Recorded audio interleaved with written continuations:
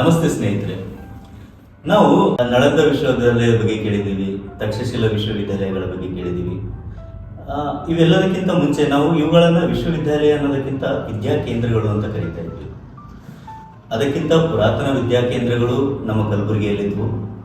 ಇಂದಿನ ಆಧುನಿಕ ಒಂದು ಪಟ್ಟಿಗಳಲ್ಲಿ ನಾವು ಕಲಬುರಗಿಯನ್ನು ಕೆಳಗಡೆಯಿಂದ ಮೇಲೆ ನೋಡ್ತಾ ಇದ್ದೀವಿ. ಅದು ಯಾವುದರ ಆಧಾರದ ಮೇಲೆ ಅಳಿತಾ ಇದ್ದೀವಿ ಅಂದರೆ SSLCಯ ಒಂದು ರ್ಯಾಂಕಿಂಗ್ ಫಲಿತಾಂಶದ ಮೇಲೆ. ಆದರೆ ಅದೇ ನಿಜವಾದ ರ್ಯಾಂಕಿಂಗ್, ಅದರ ಒಂದು ಪಟ್ಟಿ ಹಿಡಿದು ಇವರು ಶಿಕ್ಷಿತರು, ಇವರು ಅಶಿಕ್ಷಿತರು ಅಂತ ನಾವು ಹೇಳಕ್ಕಾಗುತ್ತಾ? ಇದೆಲ್ಲದಕ್ಕಿಂತ ಮುಂಚೆ ಇತಿಹಾಸದಲ್ಲಿ ನಾವು ತಡಕಿ ನೋಡಿದಾಗ ಅತ್ಯಂತ ಪುರಾತನವಾಗಿರ್ತಕ್ಕಂತಹ ವಿದ್ಯಾ ಕೇಂದ್ರಗಳು ಕಲಬುರಗಿಯಲ್ಲಿ ಕಾಣಿಸಿರ್ತವೆ. ನಾಗಾವಿ ಆಗಿರ್ಬೋದು, ಅಥವಾ ಹಾಗಣಗೆರೆಯಲ್ಲಿ ಆಗಿರ್ಬೋದು, ಅಥವಾ ನಮ್ಮ ಬ್ರಹ್ಮಪುರ್ನಲ್ಲಿ ಆಗಿರ್ಬೋದು. ಇವೆಲ್ಲವೂ ವಿದ್ಯೆ ಸಲುವಾಗಿ ಕೊಟ್ಟಿರ್ತಕ್ಕಂತಹ ಸ್ಥಳಗಳು. ಹಾಗೂ ಇದೆಲ್ಲಕ್ಕಿಂತ ವಿಪರೀತವಾಗಿ ವಿದ್ಯೆ ಅನ್ನೋದು ಒಂದು ವ್ಯಾಪಾರೀಕರಣವಾಗಿದೆ. ಇದನ್ನ ನಾವು ನೋಡುವ ದೃಷ್ಟಿಯೂ ಸಹ ಬದಲಾಗಿದೆ. ಒಂದು ಸಮಯದಲ್ಲಿ ವಿದ್ಯೆ ಅನ್ನುವುದು ದಾಸೋಹ ತರ ನೋಡ್ತಾ ಇದ್ವಿ. ವಿದ್ಯೆ ಅನ್ನೋದು ಕುಲವೃತ್ತಿಗಾಗಿ ಅಲ್ಲ, ಜ್ಞಾನಾರ್ಜನೆಗೆ ಅಂತ ನೋಡ್ತಾ ಇದ್ವಿ. ಸಮಾಜದಲ್ಲಿ ನಾವು ಹೇಗೆ ನನ್ನನ್ನು ನಾವು ರಕ್ಷಿಸ್ಕೊಳ್ಬಹುದು ಅನ್ನೋದನ್ನ ಈ ವಿದ್ಯಾ ಮುಖಾಂತರ ತಿಳ್ಕೊತಾ ಇದ್ವಿ. ಅಂತದ್ದೇ ಒಂದು ಐತಿಹಾಸಿಕ ಹಿನ್ನೆಲೆ ಇರುವ ಕುಟುಂಬದಿಂದ ಬಂದಿರತಕ್ಕಂತಹ ಶಿವರಾಜ್ ಸರ್ ಅವರು ನಮ್ಮ ಇಂದಿನ ಅತಿಥಿ ಅಥವಾ ಸಾಧಕರು ಅಂತ ಇದ್ರು. ಇವರು ಜೀವನದ ಅಥವಾ ನಾವೇನಂತೀವಿ, ಒಂದು ನಾರ್ಮಲ್ ಮನುಷ್ಯನ ಒಂದು ಯಶಸ್ಸು ಅಂತ ನಾವೇನ್ ಕರಿತೀವಲ್ಲ, ಈ ಹಳ್ಳಿಯಲ್ಲಿರೋನ್ ಕಲಬುರಗಿಗೆ ಬರ್ತಾನೆ, ಕಲಬುರಗಿಯಲ್ಲಿದ್ದವನ್ ಬೆಂಗಳೂರಿಗೆ ಹೋಗ್ತಾನೆ, ಬೆಂಗಳೂರಿನಲ್ಲಿದ್ದವನಿಗೆ ಇನ್ನೊಂದೆಲ್ಲೋ ಕಾರಣದ ಕಡೆ ನಾವು ಹೋಗ್ತಾ ಇರ್ತೀವಿ. ಅಂತಹ ಒಂದು ಯಶಸ್ಸನ್ನ ಮುಟ್ಟಿ ಮತ್ತೆ ವಾಪಸ್ ಗೂಡಿಗೆ ಬಂದವರು. ಇಲ್ಲಿ ವಿದ್ಯೆಯನ್ನು ಕೊಡುವುದರಲ್ಲಿ ತಮ್ಮದೇ ಆಗಿರ್ತಕ್ಕಂಥ ಒಂದು ಪಾತ್ರವನ್ನ ವಹಿಸಿಕೊಂಡಂತವರು. ಸೊ ಅವರ ದೃಷ್ಟಿಯಲ್ಲಿ ವಿದ್ಯೆ ಅಂದ್ರೇನು, ವಿದ್ಯಾ ಕೇಂದ್ರಗಳಂದ್ರೇನು, ಒಂದು ದೇಶಕ್ಕೆ ಹಾಗೂ ವಿದ್ಯೆಗೆ ಯಾವ ರೀತಿಯ ಒಂದು ನಂಟಿರುತ್ತೆ ಅನ್ನೋ ಒಂದು ವಿಷಯದ ಬಗ್ಗೆ ಇವತ್ತು ನಾವು ಮಾತಾಡೋಣ. ಸೊ ನಮಸ್ತೆ. ಪ್ರಪ್ರಥಮವಾಗಿ ಸರ್, ಚೂರು ನಿಮ್ಮ ಹಿನ್ನೆಲೆ ಅಂದ್ರೆ ನಿಮ್ಮ ಬಾಲ್ಯ ಹೇಗಿತ್ತು ಅಲ್ವಾ, ಕುಟುಂಬದ ಒಂದು ಏನಾದ್ರು ಹೇಳಿ. ನಮ್ ತಾತ ಬಂದ್ಬಿಟ್ಟು ಅಬ್ಬೆ ತುಂಬೋದು ಯಾದಗಿರಲ್ಲಿ. ಅವರು ಆಗಿನ ಕಾಲದಲ್ಲಿ ಕರೆನ್ಸಿ ಎಕ್ಸ್ಚೇಂಜ್, ನಿಜಾಮ್ ಕಾಲದಲ್ಲಿ ಕರೆನ್ಸಿ ಎಕ್ಸ್ಚೇಂಜ್ ಮಾಡ್ತಾ ಇದ್ರು. ಟೋಟಲ್ 12 ಹಳ್ಳಿ ಹೊಡೆದ ಒಂದು ರಾಜ ಅಂತಾನೆ ಅನ್ಬಹುದು. ಅವ್ರ ಮಗ ತೇಜಪ್ಗೌಡ ಅಂತ. ಅವ್ರಿಗೆ ಪ್ರಾಪರ್ಟಿ ಬಂದಿತ್ತು ಕೊಪ್ಪೂರ್, ದೇವದುರ್ಗ ಅಂತ, ರಾಯಚೂರು ಡಿಸ್ಟ್ರಿಕ್ಟ್ ಅಲ್ಲಿ. ಅವರು ದೇವದುರ್ಗದ MLA 1973 MLA ಇದ್ರು. ಸೊ ಅವ್ರ ಮಗನೇ ನಾವು ಇನಿಷಿಯಲಿ ನಾನು LKG UKG Rangana tablet school ರಾಯಚೂರಲ್ಲಿ ನಾನು ಓದ್ತಾ ಇದ್ದೆ. ನಮ್ಮ ತಂದೆಯವರು ಏನ್ ಮಾಡಿದ್ರು, ಆಗಿನ ಕಾಲದಲ್ಲಿ MLA ಇರೋದ್ರಿಂದ, ಗೌಡ್ರ ಮಕ್ಕಳು ಇರೋದ್ರಿಂದ ಅವ್ರಿಗೆ ಸ್ವಲ್ಪ ನನ್ನ ಮಕ್ಕಳಿಗೆ ಕ್ವಾಲಿಟಿ ಎಜುಕೇಶನ್ ಕೊಡ್ಬೇಕು, ಎಜುಕೇಶನ್ ಮಾಡಿಸ್ಬೋದು, ಗೌಡ್ರ ಮಕ್ಕಳು ಗೌಡ್ರ ಆಗ್ಬಾರ್ದು, ಗೌಡ್ರಿಗೆ ಮಾಡ್ಬಾರ್ದು ಅಂತ ಅವ್ರಿಗೊಂದೇನೋ ಒಂದು ಇಚ್ಛೆ ಇತ್ತು. ಅವಾಗ ಏನ್ ಮಾಡಿದ್ರು ಅವರು, ಎಲ್ಲಾರು MLA ಮಕ್ಕಳು ಕೂಡ ಯಾವ ಬಂದ್ ಚಾಕ್ಲೇಟ್ ಕೊಡ್ಸೋದು, ಇವ್ರು ಬಂದ್ ಕರ್ಕೊಂಡು ಕೊಡೋಣ, ನಾನು ಹುಡುಗರಿಗೆ ಆ ಭಾವನೆ ಬರಬಾರ್ದು ಅಂತ ಹೇಳ್ಬಿಟ್ಟು ಅವ್ರೇನ್ ಮಾಡಿದ್ರು, ನಾನು ಗುಲ್ಬರ್ಗ ಹೋಗಿ ಅಲ್ಲಿ ಎಜುಕೇಶನ್ ಮಕ್ಕಳಿಗೆ ಕಲ್ಸೋಣ, ದೂರ ಆಗ್ತಾ ಇಲ್ಲದ ಯಾರೋ ಬರಂಗಿಲ್ಲ, ನನ್ನ ಮಕ್ಕಳು ಗೌಡ್ರು ಅಂತಲ್ಲ, ಒಂದು ಒಳ್ಳೆ ಕ್ವಾಲಿಟಿ ಎಜುಕೇಶನ್ ತರಲಿ ಅಂತ ಬಂದು ಗುಲ್ಬರ್ಗ ಬಂದು ಇಲ್ಲಿ ನಾನು ಫಸ್ಟ್ ಸ್ಟ್ಯಾಂಡರ್ಡ್ ಇಂದ ನಾನು ಸ್ಟಾರ್ಟ್ ಕಲಬುರಗಿ. ಆ ಟೈಮಲ್ಲಿ ಯಾವ ಸ್ಕೂಲ್ ಸರ್ ಫಸ್ಟ್ ನಾನು ಬಂದಿರೋದು ಇಲ್ಲಿ SBR ಬಂದಾಗಿಂತಂದ್ರೆ ಈ ಮುಂಚೆ ಅಪ್ಪ ಅವ್ರ ದೊಡ್ಡ ಅಲ್ಲಿ ನಮ್ಮ ತಾಯಿಯವ್ರು ಹೋಗಿದ್ರು. ಅಂದ್ರೆ ಇಷ್ಟೆಲ್ಲ ಪ್ರಪಂಚನ ಆಲ್ಮೋಸ್ಟ್ ಎಲ್ಲ ಕಾರ್ನರ್ ಇಂದ ನೋಡಿದಿರ. ಅಂದ್ರೆ ಒಬ್ಬ ಬಡವನಾಗಿ ನೋಡಿದಿರ, ಒಬ್ಬ ವಿದ್ಯಾರ್ಥಿಯಾಗಿ ನೋಡಿದಿರ, ಒಬ್ಬ ಮಗನಾಗಿ ನೋಡಿದಿರ, ಸಮಾಜದಿಂದ ತಿರಸ್ಕರಿಸಲ್ಪಟ್ಟವ್ರ ತರ ನೋಡಿದಿರ, ಅದೇ ಸಮಾಜ ನಿಮ್ಗೆ ಗೌರವ ಕೊಡುವಂಥವ್ರ ತರ ನೋಡಿದಿರ, ಒಬ್ಬ ಭಾರತೀಯನಾಗಿ ಭಾರತವನ್ನು ನೋಡಿದಿರ, ಭಾರತೀಯನಾಗಿ ಪಾಶ್ಚಿಮಾತ್ಯ ದೇಶಗಳನ್ನು ನೋಡಿದಿರ, ಪಾಶ್ಚಿಮಾತ್ಯನಾಗಿ ಭಾರತವನ್ನು ನೋಡಿದಿರ. ಅಂದ್ರೆ ನೀವು ಒಂದು ಸಂಪೂರ್ಣ, ಅಂದ್ರೆ ಒಂದು ಅನುಭವದ ಸಿರಿ ಅಥವಾ ಅನುಭವದ ಗಣಿ ಅಂತ ನೀವು ಹೇಳ್ಬೋದು ಸರ್ ನೀವು ನಮ್ಗೆ. ಸೊ ನಿಮ್ಮ ದೃಷ್ಟಿಕೋನದಲ್ಲಿ ಈಗಿನ ಶಾಲೆಗಳು ಸ್ಥಳೀಯವಾಗಿ, ಸ್ಥಳೀಯ ನಾಯಕರು, ಅಂದ್ರೆ ನಾವು ಶಿಕ್ಷಣ ಇಲಾಖೆಗೆ ಸಂಬಂಧಪಟ್ಟವರು ಅಥವಾ ನಮ್ಮ ಸ್ಥಳೀಯ ನಾಯಕರು, ಶಾಲೆಯ ಒಂದು ಸಿಬ್ಬಂದಿಗಳು ಹಾಗೂ ಮಕ್ಕಳ ಒಂದು ಪಾಲಕರು ಎಲ್ಲರೂ ಸೇರಿ ಏನಾದರೂ ಬದಲಾವಣೆ ತರಬಹುದಾ ಶಿಕ್ಷಣದಲ್ಲಿ ಅಂತ ಹೇಳ್ಬಿಟ್ಟು? Honest opinion? Yes. Honest opinion, it's a difficult task. Yes, sir.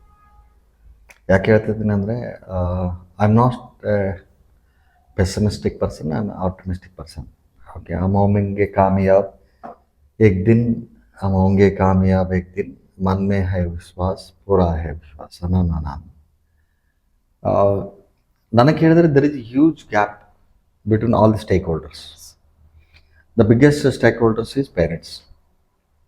Second thing is the system department. Third thing is school. Fourth thing is students. ಇವರು ಯಾರಿಗೂ ಎಲ್ಲಿ ಕನೆಕ್ಷನ್ ಇಲ್ಲ.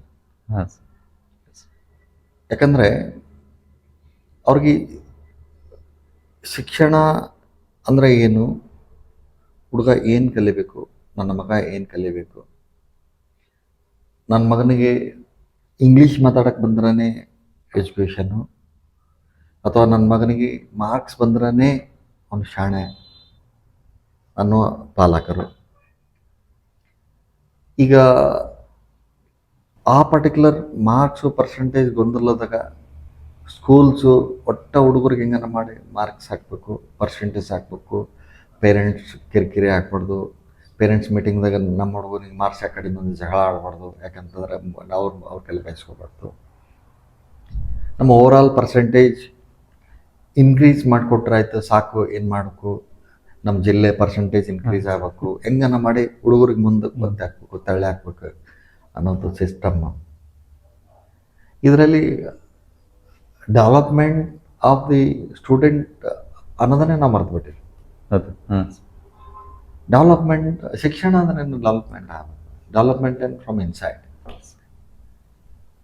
ಶಿಕ್ಷಣ ಅಂದ್ರೇನು ನಮಗೆ ಕೇಳಿದ್ರೆ, ಒಂದು ವಿದ್ಯಾರ್ಥಿಗೆ whether he should be able to read, ಅಕ್ಷರ ಜ್ಞಾನ ಬರಬೇಕು, ಅವನಿಗೆ ಓದೋಕ್ಕೆ ಬರಬೇಕು, ಬರೆಯೋಕ್ಕೆ ಬರಬೇಕು, ಮ್ಯಾಥಮೆಟಿಕ್ಸ್ ಬರಬೇಕು, ಕೂಡ್ಸೋಕ್ಕೆ ಕಳೆಯೋಕ್ಕೆ ಬರಬೇಕು, ಬೇಸಿಕ್ಸ್ ಇವೆಲ್ಲ ಆದಮೇಲೆ ದೆನ್ ಮಾರ್ಕ್ಸು ಪರ್ಸೆಂಟೇಜ್ ಬೇಕು for science, math, social science. ಈಗಿಂದು ನೀವು ಎಲ್ಲೇನು ಬೇಕಾದ್ರೆ ನೀವು ಸರ್ವೆ ಮಾಡ್ಕೊಳ್ಳಿ, 80 to 90% of the students till 9th ಸ್ಟ್ಯಾಂಡರ್ಡ್ವರೆಗೆ ಅವ್ರಿಗೆ ಓದೋಕ್ಕೆ ಬರೋಕ್ಕೆ ಬರಲ್ಲ. ಕನ್ನಡ ಬರಲ್ಲ, ಕನ್ನಡ ಇಂಗ್ಲೀಷ್ ಇದ್ದರೆ ಇಂಗ್ಲೀಷು ಬರಲ್ಲ, ಕನ್ನಡನೂ ಬರಲ್ಲ. So what is wrong? ಹಾಂ ನಾವೆಲ್ಲಿ ತಪ್ಪು ಮಾಡ್ತಾಯಿದ್ವಿ, ಎಲ್ಲಿ ಏನು ಮಾಡ್ತಾಯಿದ್ವಿ, ಅದನ್ನು ನಾವು need to sit down and think back. ಯಾಕಂದರೆ ಇನ್ನೊಂದು ಏನಾಗಿದೆ ಅಂದರೆ, ಮೊನ್ನೆ ಒಂದು ಇಂಟರ್ವ್ಯೂ ಮಾಡಬೇಕಾಗಿದ್ದು ಅಂದರೆ ಆರ್ಟಿಕಲ್ ಓದ್ತಾ ಇದ್ದೆ. ಎಲಾನ್ ಮಸ್ಕಿಗೆ ಒಬ್ಬರು ಇಂಟರ್ವ್ಯೂ ಮಾಡಿದ್ರು. ಏನು ಮಾಡಿದ್ರು ಅಂದರೆ, ಸರ್ ಎವ್ರಿಥಿಂಗ್ ರೊಬಾಟಿಕ್ಸು ರೋಬೋಟ್ಸಿಂದ ನಾನು ಕೆಲಸ ಮಾಡಿದರೆ, ಎಂಟೈರ್ ವರ್ಲ್ಡನ್ನೇ ರೊಬಾಟಿಕ್ಸಿನಿಂದ ಕೆಲಸ ಮಾಡಿದ್ರೆ, ಎಕನಾಮಿಕ್ಸ್ನಿಂದ ಹೋದರೆ ನಾವು ಮನುಷ್ಯರು ಏನು ಮಾಡಬೇಕು? Because the whole economics ನಿಂತೋಗುತ್ತೆ.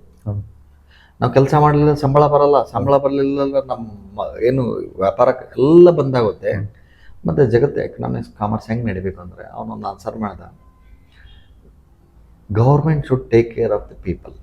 ಹೆಂಗಂದರೆ entire ಜಗತ್ತಿನಾಗ ಎಷ್ಟು ಮಂದಿ ಇರ್ತಾರೆ, ಅವ್ರವ್ರ ಗೌರ್ಮೆಂಟು ಅವ್ರವ್ರಿಗೊಂದು ಪಾಕೆಟ್ ಮನಿ ಅಂತ ಕೊಡಬೇಕು, ಅದರಲ್ಲಿಂದ ಅವ್ರು ಜೀವನ ಮಾಡ್ಕೋಬೇಕು ಅಂತ ಅನ್ನೋದು ಅವನು ಮಾಡ್ತಾಯಿದ್ದಾನೆ. ನಾವು ಇಲ್ಲಿ ಏನು ಮಾಡ್ತಾಯಿದ್ದೀವಿ ಅಂದರೆ, ನಮ್ಮದು ಈ ಸರಿ 28ನೇ ಸ್ಥಾನ ಬಂದಿದೆ, 29ನೇ ಸ್ಥಾನ ಬಂದಿದೆ. ನಮ್ಮ ಜಿಲ್ಲಾ ಅತಿ ಕಡಿಮೆ ಹುಡುಗರು ಪಾಸ್ ಆಗ್ತಾ ಇದ್ದಾರೆ. ಅವ್ರಿಗೆ 21 ಮಾರ್ಕ್ಸ್ ಹೆಂಗೆ ಬರಬೇಕು? ಯಾಕಂದ್ರೆ ಇಲ್ಲ 28 ಮಾರ್ಕ್ಸ್ ಹೆಂಗೆ ಬರಬೇಕು? ಅದನ್ನು ಗುಣಮಟ್ಟಕ್ಕೆ ಹೆಂಗೆ ಮಾಡಬೇಕು? ನಾನು ಅಂತೀನಿ, 28 ಮಾರ್ಕ್ಸ್ ಪಾಸ್ ಮಾಡಿದ್ರು ಅವನ ಹತ್ರ ಬೇಸಿಕ್ಸೇ ಓದೋಕ್ಕೆ ಬರೋಕ್ಕೆ ಬರಲಿಲ್ಲ ಅಂದ್ರೆ, ಲೈಕ್ ಅವ್ನು ಏನು ಮಾಡ್ತಾನೆ? ಮುಂದೆ ಎಲ್ಲಿ ಕಳಿಸ್ತೀರಿ? ಎಲ್ಲಿ ಗೊಬ್ಬರ ಅಂದ್ರೆ ಎಲ್ಲಿ ಹೆಂಗೋ ಮಾಡಿ ಒತ್ತಾಕಿ 10th ಪಾಸ್ ಮಾಡಿದ್ರೆ, ಹೆಂಗೋ ಮಾಡಿ ಒತ್ತಾಕಿ ಸೆಕೆಂಡ್ PUC ಮಾತಾಡಿದ್ರೆ, ಆಮೇಲೆ ಎಲ್ಲೋ ಒಂದು ಕಡೆ ಮೆಡಿಕಲ್ ಮಾಡೋಕೆ ಮೆಡಿಕಲ್ ಸಿಗಲ್ಲ, ಇಂಜಿನಿಯರಿಂಗ್ ಮಾಡಿದ್ರೆ ಅಂದರೆ 99% of the engineering graduates are not getting a job. Sir ಒಂದು ಕೆಲಸ ಮಾಡ್ತೀನಿ ಸರ್, ಇದು ಕ್ವಾಡ್ರೆಂಟ್ನಿಂದು ಗೌರ್ಮೆಂಟಿಗೆ ಸ್ವಲ್ಪ ಹೊರಗಿಟ್ಬಿಡ್ತೀನಿ ಸರ್. ಅಂದ್ರೆ ಅವ್ರದ್ದೇನು ಕೆಲಸ ಇಲ್ಲ ಈಗ ಸದ್ಯ. ಸೊ ಈಗ ಉಳಿದ್ರೆ ಯಾರು ಸರ್? ಶಾಲಾ ಸಿಬ್ಬಂದಿಗಳು ಉಳಿದ್ರು, ಮಕ್ಕಳು ಉಳಿದ್ರು, ಪಾಲಕರು ಉಳಿದ್ರು ಸರ್. ಈಗ ಪಾಲಕರಿಗೆ ಟಾರ್ಗೆಟ್ ಮಾಡೋಣ. ಈಗ ಫಸ್ಟಿಗೆ ನಾನೇನು ಮಾಡ್ತೀನಿ ಸರ್, ಪಾಲಕರಿಗೆ ಬರ್ರಿ. Okay, 99% of the parents doesn't know what their childrens are doing. ಅವ್ರಿಗೆ ಅವ್ರ ಟೈಮ್ ಕೊಡೋಕ್ಕೆ ಟೈಮೇ ಇಲ್ಲ. ಅವ್ರು 24 ತಾಸು ಅವ್ರ ಮೊಬೈಲಲ್ಲೇ ಹಾ. ಬ್ಯುಸಿ ಇದ್ದಾರೆ. ಒಂದು ಸ್ಟೂಡೆಂಟ್ಸ್ ಅಥವಾ ಮಗಳಿಗೆ ಕಲಿಕೆನ ಕಲಿಸ್ಬೇಕಾದ್ರೆ ನಾನು ಇನ್ವಾಲ್ವ್ ಆಗಬೇಕು, ಹುಡುಗನ ಜೊತೆ ಕುಂದಿರ್ಬೇಕು, ಹುಡುಗನ ಜೊತೆ ಟೈಮ್ ಕಳೀಬೇಕು, ಹುಡುಗನ ಜೊತೆ ಮಾತಾಡಬೇಕು, ಹುಡುಗನ ಜೊತೆ ಏನು ಕಲ್ತಿದೆ ಏನು ಕಲ್ತಿಲ್ಲ ಪ್ರತಿಯೊಂದನ್ನು ಗಮನಿಸಬೇಕು. ಒಂದು. ಎರಡನೇದು, ಯಾವ ವಿದ್ಯಾರ್ಥಿಗೆ ನೀವು ಶಾಲೆಗೆ ಹಾಕಿರ್ತೀರಿ, ಯಾವ ನಿಮ್ಮ ಶಿಕ್ಷಕರಿಗೆ ನಿಮ್ಮ ಮಗನ ಜೀವನ ಭವಿಷ್ಯವನ್ನು ರೂಪುಗೊಳಿಸ್ಬೇಕಂತ ನೀವು ಆ ಶಾಲೆಗೆ ಹಾಕಿರ್ತೀರಿ, ಆ ಒಂದು ಶಾಲೆ, ಆ ಒಂದು ಸಿಬ್ಬಂದಿಗೆ ನೀವು ಏಕವಚನದ ಬೈಯೋದು, ಅವಾಚ್ಯ ಶಬ್ದಗಳನ್ನು ಯೂಸ್ ಮಾಡಿದಾಗ ಅಲ್ಲಿ ಮಗು the development of the child doesn't happen. One. Second thing is, ಏನಪ್ಪ ನನ್ನ ಮಗ ಓದ್ತಾ ಇಲ್ಲ, ಸ್ಕೂಲಿಗೆ ಹಾಕಿದ್ದಾನೆ, ಏನು ಮಾಡಬೇಕು? ಟ್ಯೂಷನ್ಗೆ ಹಾಕೋಣ. ಅಲ್ಲಿ ಬಾಜು ಮನೆಯವರು ಏನು ಹೇಳ್ಯಾರ, ಅಲ್ಲಿ ಟ್ಯೂಷನ್ ಚಲೋ ಹೇಳ್ತಾರೆ ನೋಡ್ರಿ, ಅಲ್ಲಿ ನನ್ನ ಮಗ. ನಾವು ಯಾವತ್ತೂ ಬರೀ ಮಾರ್ಕ್ಸಿಂದನೇ ನಾವು ಇನ್ಬಿದ್ದೀವಿ. ಬಟ್ ಮಾರ್ಕ್ಸಿಂದ ಅಂದರೆ ನನ್ನ ಮಾರ್ಕ್ಸ್ ಬೇಡ, ಹುಡುಗ ಕಲೀಲಿ, ಓದೋಕ್ಕೆ ಬರಲಿ, ಬರೆಯೋಕ್ಕೆ ಬರಲಿ, ಅವನ ಅಕ್ಷರ ಜ್ಞಾನ ಬರಲಿ ಅನ್ನೋದು ನಾವು ಯಾವತ್ತೂ ನೋಡಿಲ್ಲ. ನೋಡಿ. ನಾವು ಈಗಿನ ಹುಡುಗರು ಇಷ್ಟು ಪ್ರೆಷರ್ ತೆಗಿತಾರೆ ಅಂದರೆ they are continuous constantly monitored by not any system, constantly monitored by the marks and comparing the marks. Okay. ಅಲ್ಲಿ ಅದನ್ನು ಇಲ್ಲಿ ನಿಮ್ಮ ಪ್ರಶ್ನೆಗೆ ಡೈರೆಕ್ಟ್ ಉತ್ತರ ಮಾಡಿದ್ರೆ, ಫಸ್ಟ್ ಏನಾದರೂ ಕೌನ್ಸಿಲಿಂಗ್ ಬೇಕಾಗಿತ್ತು, ಸಿಸ್ಟಮನ್ನು ಬದಲಾವಣೆ ಆಗ್ತದೆ, parents their mentality has to be changed, their thinking towards education has to be changed, their approach towards education has to be changed. Okay, ಅದನ್ನು ಹೆಂಗೆ ಅಂತ ನಾನು ಹೇಳ್ತೀನಿ ಕೇಳಿ. ಒಂದು ಯಾವುದನ್ನ ಸ್ಕೂಲಲ್ಲಿ ನೀವು ಡ್ರಾಯಿಂಗ್ ನೋಡಿ, drawing place A very important role in education system. ನೀವು ಡ್ರಾಯಿಂಗ್ ಟ್ಯೂಷನ್ಗೆ ಹೋಗೋದ್ರ ನೋಡಿದರೆ ಎಲ್ಲ ನಾವು ಸಣ್ಣರಿದ್ದಾಗ ಹೋಗ್ತಿದ್ವಿ. ನಮ್ಮ ಟೈಮಿಗೆ ನೋಡೋದು ನಾವ್ಯಾರು ಡ್ರಾಯಿಂಗ್ ಟ್ಯೂಷನ್ ಹೋಗಿಲ್ಲ ಸರ್. ಅಂದ್ರೆ ನಮ್ಮ ಟೀಚರ್ ಏನ್ ಮಾಡ್ತಿದ್ರು ಸರ್, ಡ್ರಾಯಿಂಗ್ ಸರ್. ಅವಾಗ ನಮ್ಗೆ higher grade lower grade drawing exams ಅಂತ ಬರ್ತೀವಿ. ಸೊ ಆ ಟೈಮಿಗೆ ಅವ್ರು ದಸರಿ ಒಳಗೆ ಎಲ್ಲರಿಗೂ ಸುಟ್ಟಿ ಕೊಟ್ಟರು, ನಮ್ಗೆ ಕರೆಸಿ ಸ್ಪೆಷಲ್ ಅಂದ್ರೆ ಅದು ವಿತೌಟ್ ಫೀಸ್ ಸರ್. ಈಗೆಲ್ಲ drawing plays important role in the students life. Okay, music also plays important role. ಬಣ್ಣ ಕಲ್ತು, ಪೇಂಟಿಂಗ್ ಕಲ್ತು, ಡ್ರಾಯಿಂಗ್ ಕಲ್ತೀವಿ, ದರ್ ಇಸ್ ಡೈರೆಕ್ಟ್ ಲಿಂಕ್ಸ್. ಇಲ್ಲಿ ರೌಂಡ್ ಪರ್ಸನಾಲಿಟಿ ಏನಿದೆ, there is not there. We entire concentrate on only science and maths. What about the other subject? ಈ department English ಇಟ್ಟಿದೆ, ಕನ್ನಡನೂ ಇಟ್ಟಿದೆ, ಹಿಂದಿನೂ ಇಟ್ಟಿದೆ, ಸೋಷಿಯಲ್ ಸೈನ್ಸ್ ಇಟ್ಟಿದೆ. And what about those subjects? Only if you are wanted science and math, then why you teach the other subjects? ನಾವು ಹೆಂಗಾಗಿದೆ ಅಂದ್ರೆ sir, ಎಲ್ಲೋ ಕುಂದಿವಿ, ಏನೋ ಮಾಡಬೇಕು, ಏನೋ ನನ್ನ ಮಗ ಪಾಸ್ ಆಗಬೇಕು, ಏನೋ ರ್ಯಾಂಕ್ ಬರಬೇಕು, ಏನೋ ಇಂಜಿನಿಯರ್ ಆಗಬೇಕು, ಏನೋ AAA ಆಗಬೇಕು, ಏನೋ ಆಗಲ್ಲ. ಯಾಕಂದ್ರೆ ಈಗ ನಾನು ಅನಿಸಿದ್ದು ಏನಾಗಿದೆ ಅಂತಂದರೆ, ನಾನು ಯಾವುದೋ ಒಂದು ಕನಸನ್ನು ಇಟ್ಕೊಂಡು ನಾನು ದೊಡ್ಡವನಾಗಿ ನನಗೆ ಸಾಧನೆ ಮಾಡೋಕ್ಕಾಗಿಲ್ಲ, ನನಗಾಗಿಲ್ಲ, ಒಟ್ಟು ನನ್ನ ಮಗ ಅದ್ರಾಗ ಇಂಟ್ರೆಸ್ಟ್ ಇದನೋ ಎಲ್ಲೋ ಗೊತ್ತಿಲ್ಲ, ಆಗ್ಬೇಕು ಆಕಿ ಆಗ್ಬೇಕು. ಸೊ ಹಂಗಿದ್ದಾಗ ಹೆಂಗೆ ಎಜುಕೇಶನ್? ಯಾಕಂದ್ರೆ ನಾವು ಕಾನ್ಸ್ಟೆಂಟ್ಲಿ ಹಿಂಗೆ ಮಾಡ್ಬೇಡ, ಹಂಗೆ ಮಾಡಬೇಡ, ಹಿಂಗೆ ಮಾಡಬೇಡ ಅಂತ ಹೇಳ್ಕೊಂಡು already we are changing the basic characters. ಆ ಕಾನ್ಫಿಡೆಂಟನ್ನೇ ಹುಡುಗರಿಗೆ ಕಳೆದ್ಬಿಡಕತ್ತೀವಿ. ಏನಾದರೂ ಒಂದು ಹೊಸತನ ಒಂದು ವಿದ್ಯಾರ್ಥಿ ಅಥವಾ ಸ್ಟೂಡೆಂಟ್ಸ್ ಮಾಡ್ಬೇಕಾದ್ರೆ ಈ ಆರ್ ಶಿ ಥಿಂಕ್ಸ್ ಟ್ವೈಸ್. ಹಿಂಗೆ ಮಾಡ್ಬಾರ್ದು, ಹಿಂಗೆ ಬರಬೇಕು, ಹಿಂಗೆ ಮಾಡಬೇಕು, ಅದು ಹಿಂಗೆ ಮಾಡಬೇಕು. ನೀವು ನೋಡ್ರಿ, ಪೆನ್ ಹಿಡಿಬೇಕಾಗಿತ್ತಂದ್ರೆ ನೀವು ಅಮೆರಿಕನ್ ಪೆನ್ ಹಿಂಗೆ ಇಡ್ತಾರೆ, ಪೆನ್ ಅವ್ರು ಹಿಡಿದ್ರೆ ನೀವು ಹೋಗೋದ್ರ ನೋಡಿ ಯಾವ್ದು. We write in different way. ನಾವು ಹಂಗೆ ಪೆನ್ ಹಿಡಕ್ಕೆ ಹೋಗಿ ಹಂಗೆ ಪೆನ್ ಹಿಂಗೆ ಹಿಡಿಬಿಟ್ಟು ಪೆನ್ ಹಿಂಗೆ ಹಿಡಿಬೇಕಂತ ಅವರು. It is nothing like that. ಒಂದು ಇನ್ನೊಂದು ಸಿಂಪಲ್ ಎಕ್ಸಾಂಪಲ್, ಈಗ ನೀವು ಟೇಬಲ್ಸ್ ಹೇಳ್ಬೇಕಾಯ್ತಾ, 2 1 ಜಾ 2 2 2 ಜಾ, ದೇರ್ ಇಸ್ ನೋ ಜಾ. ಜಾ ಅನ್ನೋದು ಯಾವ್ದು ಡಿಕ್ಷನರಿ ಇಲ್ಲ. 2 1s 2, 2 1s are 2, 2 2s are 4. ಈ ಅಥವಾ 2 times 1 is 2, 2 times 2 is 4. But ಅದನ್ನ ಇನ್ನೂ 99% ಆಫ್ ದ ಸ್ಕೂಲ್ಸ್ ಅಲ್ಲಿ ನೋಡಿ ಅದನ್ನೇ ಕಂಟಿನ್ಯೂ ಆಗ್ತದೆ. Second thing is coming to the teachers. India becomes a superpower, or India gets revolutionized when you get a super teachers. Okay, teachers ಹೆಂಗಾಗಿದ್ದಾರೆ ಅಂದರೆ 9 to 5 ಮನೆಯಲ್ಲಿ ಕುಂತಿದ್ವಿ, ಖಾಲಿ ಆಗಿದೆ, ಏನೋ ಆಗಿದೆ, ಸುಮ್ಮನೆ ಟೈಮ್ ಪಾಸ್ ಮಾಡಬೇಕು. ಜಾಬ್ ಎಲ್ಲರೂ ಹಂಗಿರ್ಲಿಕ್ಕಿಲ್ಲ, ಅದೇ but most of them I don't know ಹೌದು ನಮ್ಮೊಂದು ಜಾಬ್ ಬಿಕಾಸ್ ಯಾಕಂತಂದ್ರೆ ಆ ಪ್ರಿಪೇರ್ಡ್ನೆಸ್ಸು, ಯಾಕಂದ್ರೆ ಯಾವುದೇ ಒಂದು ಮಗು ನನ್ನ ಕ್ಲಾಸಲ್ಲಿ ಕುಂತಾನಂದ್ರೆ it's a life, yes it's a life, ಹೌದು it's a question of somebody's life. ನಾನು ಪ್ರತಿಯೊಂದು ಶಬ್ದ ನಾನು ಬಳಸೋದು, ನಂದು ಪ್ರತಿಯೊಂದು ಸ್ಟೈಲನ್ನು, ನಂದು ಪ್ರತಿಯೊಂದು ನಡವಳಿಕೆಯನ್ನು ಅವನು ನಮ್ಗೆ ಗೊತ್ತಿರಲಾರ್ದಂಗೆ ಕಾಪಿ ಮಾಡ್ತಿರ್ತಾರೆ. ನೀವು ಮನೆಗೆ ಕೇಳ್ರಿ, ನೀವು ಯಾವ್ದಾದ್ರು ಸ್ಟೂಡೆಂಟ್ಸ್ ಕೇಳ್ರಿ, ಅವ್ರ ಟೀಚರ್ಸ್ ಮಾಡಿದ್ದೆಲ್ಲ ಡಿಕ್ಟೋ ಕಾರ್ಬನ್ ಕಾಪಿಯಾಗಿ reaction. That means every word which I am uttering, every word which I am using, every dress code which I am wearing it's gone to directly impact the child. That is ಒಂದು ಕಾಲಕ್ಕೆ ಹೆಂಗಿತ್ತಂದ್ರೆ, ಆಗಿನ ಕಾಲದಾಗ ವಿದ್ಯಾರ್ಥಿ ಅಥವಾ ಪಾಲಕರಿಗೆ ಸ್ಕೂಲ್ಗಳು ಅವಶ್ಯಕತೆ ಇತ್ತು. ಹೌದು, ಈಗ ಸ್ಕೂಲ್ ಸಂಖ್ಯೆಗಳು ಕಡಿಮೆ ಇತ್ತು. ಈಗ ಏನಾಗಿದೆ, ರಿವರ್ಸ್ ಸೈಕಾಲಜಿ ಆಗಿದೆ. ರಿವರ್ಸ್ ಸೈಕಾಲಜಿ ಅಂದ್ರೆ ಸ್ಕೂಲ್ಗಳಿಗೆ ವಿದ್ಯಾರ್ಥಿಗಳು necessary, that means admissions necessary ಆಗಿದೆ.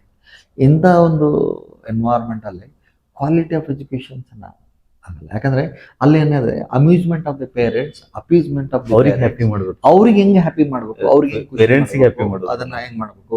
ನಾವು ಲಾಸ್ಟ್ ಮಿನಿಟಿಗೆ ಪೇರೆಂಟ್ಸ್ ಜಾಸ್ತಿ ಮಾತಾಡ್ಬೇಕು, ಅವ್ರ ಖುಷಿ ಮಾತಾಡ್ಬೇಕು, ಅವ್ರ ಜೊತೆ ಏನು ಆರ್ಗ್ಯುಮೆಂಟ್ ಮಾಡ್ಬಾರ್ದು. ಅವ್ರು ನಿಮ್ಮ ಮಗ ದಡ್ಡ ಅಂತ ಪದನೇ ಬಳಸ್ಬಾರ್ದು, ನಿಮ್ಮ ಮಗ ಹಿಂಗ್ ಮಾಡ್ಯಾನ ಅಂತ ಹೇಳ್ಬಾರ್ದು, ರಿಯಾಲಿಟಿ ಏನಾದ್ರು ಪ್ರಾಬ್ಲಮ್ ಅವೆಲ್ಲ ಹೇಳ್ಬಾರ್ದು. ಯಾಕಂತಂದ್ರೆ ನಮ್ಗೆ ಅಡ್ಮಿಷನ್ ಬೇಕು. ಅದೇ ಸೊ ಇಲ್ಲಿ ಅನದರ್ ಗೊಂದಲ. ಓಕೆ, ಸೊ ಇವು ಮೂರನ್ನ ಆಗ್ಬೇಕಾಗಿತ್ತಂತಂದ್ರೆ ನಾವು basic role of the education ಏನಪ್ಪ ಅನ್ನೋದನ್ನ ಬರ್ಬೇಕಾದ್ರೆ ನಮ್ಮ ಪಾಲಕರಿಗೆ ಅವೇರ್ನೆಸ್, ಎಜುಕೇಷನ್ ಅಂದರೆ ಏನು, ನಾನು ಹೆಂಗೆ ಬಿಹೇವ್ ಮಾಡ್ತೀನಿ. ಹುಡುಗರಾದ್ರೆ ನಾವು ಒಂದು ಸಲ ಪೇಪರ್ ಓದಲ್ಲ, ನಾವು ಒಂದು ಸಲ ಬುಕ್ ಓದಲ್ಲ. ಹುಡುಗರಿಗೆ ಬುಕ್ ಓದಂದ್ರೆ ಯಾಕೆ ಓದ್ತಾರೆ? ನಾವು ಎಷ್ಟು ಸಲ ಬುಕ್ ಓದಿದ್ದೀವಿ, ನಾವು ಎಷ್ಟು ಸಲ ಪೇಪರ್ ಓದಿದ್ದೀವಿ, ನಾವು ಎಷ್ಟು ಸಲ ಸಿಂಗಲ್ ಟೋರ್ನಿಗೆ ಟೀಚರ್ಸ್ಗೆ ಅಥವಾ ಸಂಸ್ಥೆಗೆ ಫೈಲ್ ಅದು ಮಾಡಿದ್ದೀವಿ. How you are expecting your child to learn? Your child is a clone of you, is a replica and mirror image of we as both father and mother. And if you are expecting something different product other than you, both of you, then I don't think so the miracle should happen. That case also are there. Those are one in a lakh.